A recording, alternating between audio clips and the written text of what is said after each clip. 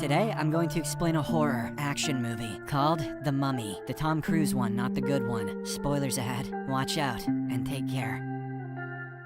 The movie opens in 1127 AD, when a group of English Crusader knights captures a massive red ruby from ancient Egypt. They bury it in the tomb of one of their own, hoping that no one will find it. The scene then shifts to present-day London, where a construction crew uncovers several knights' tombs in the same location. A scientist named Henry Jekyll, of Jekyll and Hyde fame. Remember, this movie was the birth of the death of the birth of a cinematic universe. Investigates the site and suspects the tomb is related to the story of Amenet. She was an ancient Egyptian princess who was purposefully erased from history by her own people. Through a flashback to ancient Egypt, we see the story of Princess Amenet, who was the only daughter of a pharaoh. She was trained as a warrior and was supposed to rule the kingdom after her father. However, her plans were foiled when her dad remarried and had another son, who then became the heir. Despite this, the princess refused to give up her inheritance and made a pact with Set, the Egyptian god of death. He promised her great power if she helped him take a human body so that they could rule together as king and queen. He then gave her a special dagger to transfer his spirit into corporeal form. Upon grasping the dagger, Amenet gained superpowers. Her body also became covered in tattoos, her eyes turned reddish, and her pupils doubled. She then entered her father's bedroom and murdered him, his wife, and their newborn son in cold blood, just getting ahead of it in case they called her Four Eyes. Afterward, Amenet attempted to sacrifice her lover to give physical form to the god Set, but before she could do that, some priests intervened and killed her lover. For her sins of murdering her family, Amenet was condemned to be mummified alive and sealed in a sarcophagus. She was then buried in Mesopotamia in a tomb filled with mercury to prevent her evil spirit from ever escaping. The scene then cuts to present-day war-torn Iraq, where we meet two American militants, Sergeant Nick Morton and Corporal Chris Vale. You can tell Nick is going to die because his last name isn't as cool. Wait, who plays Nick?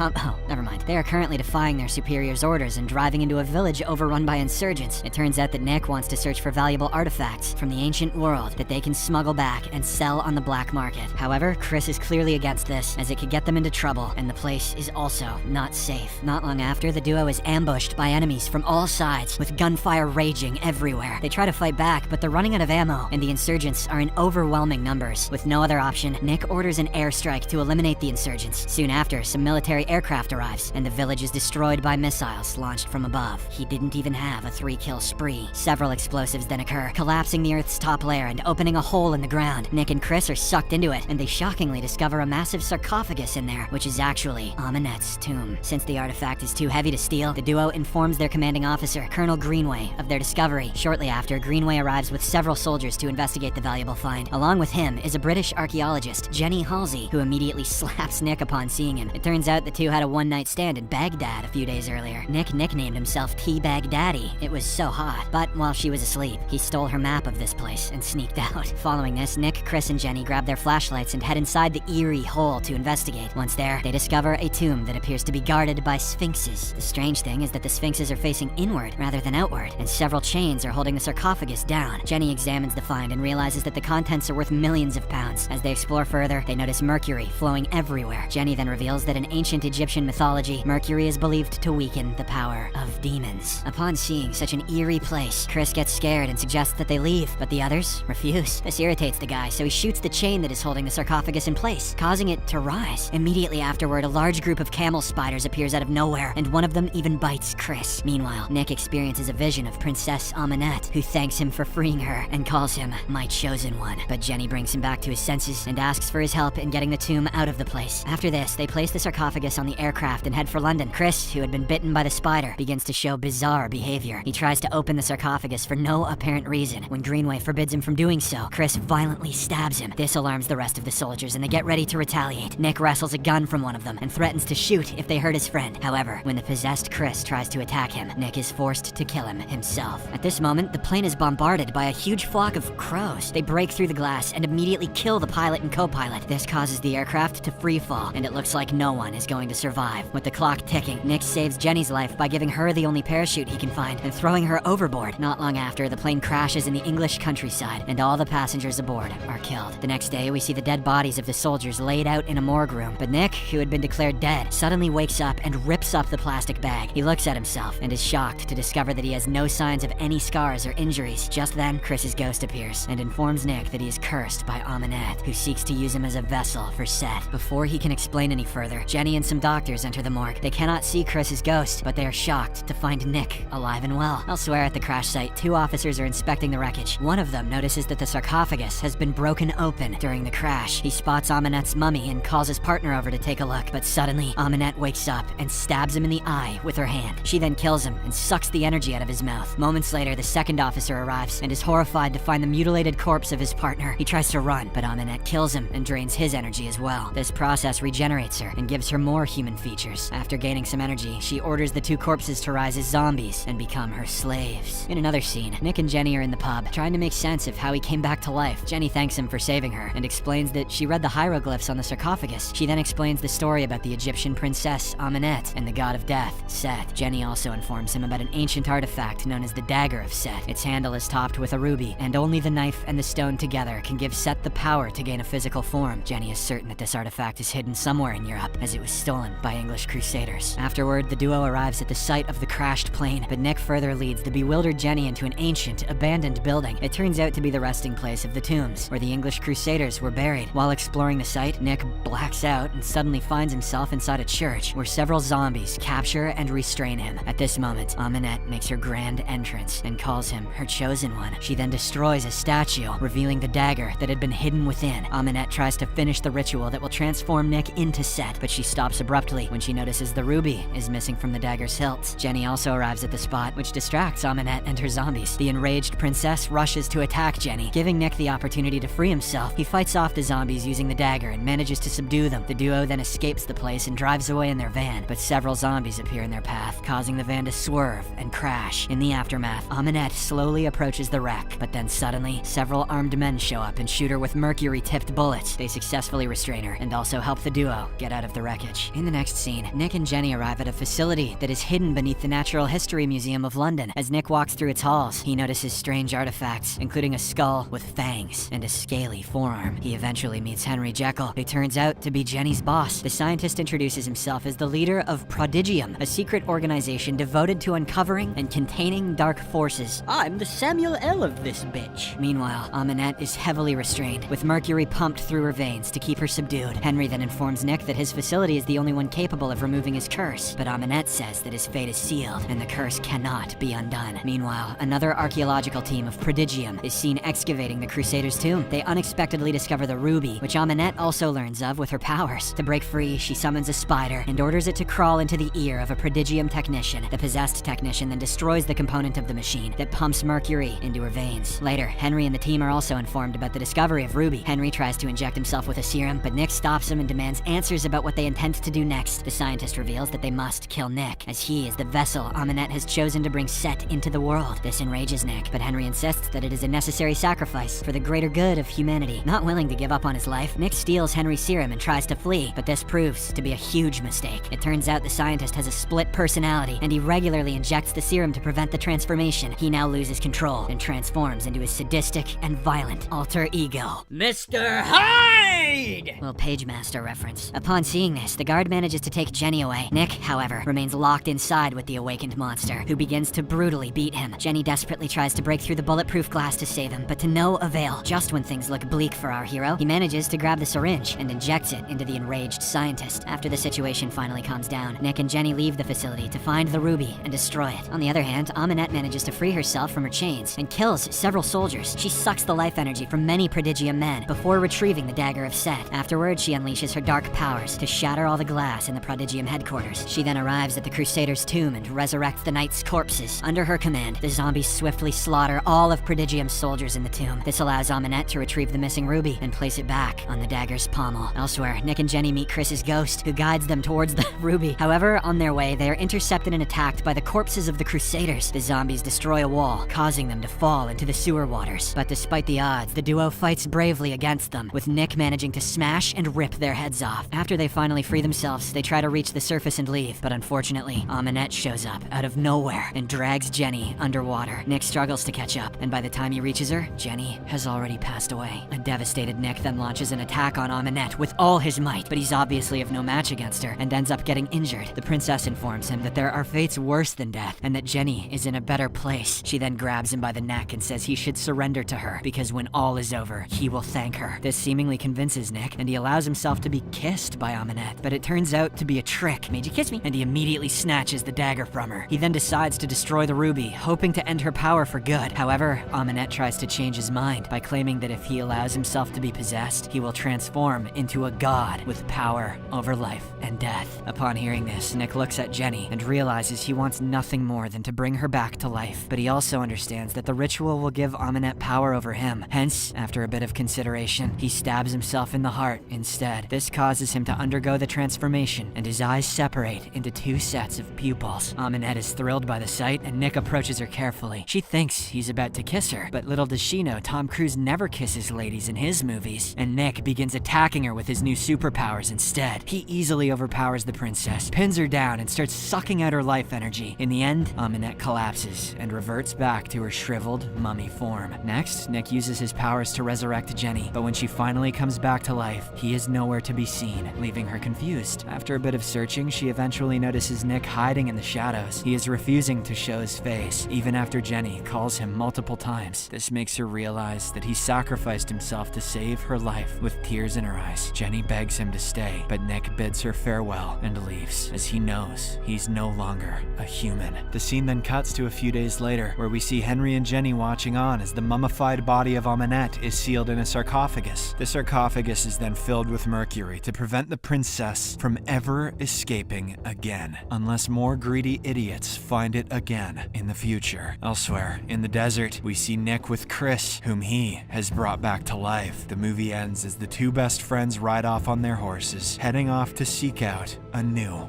adventure.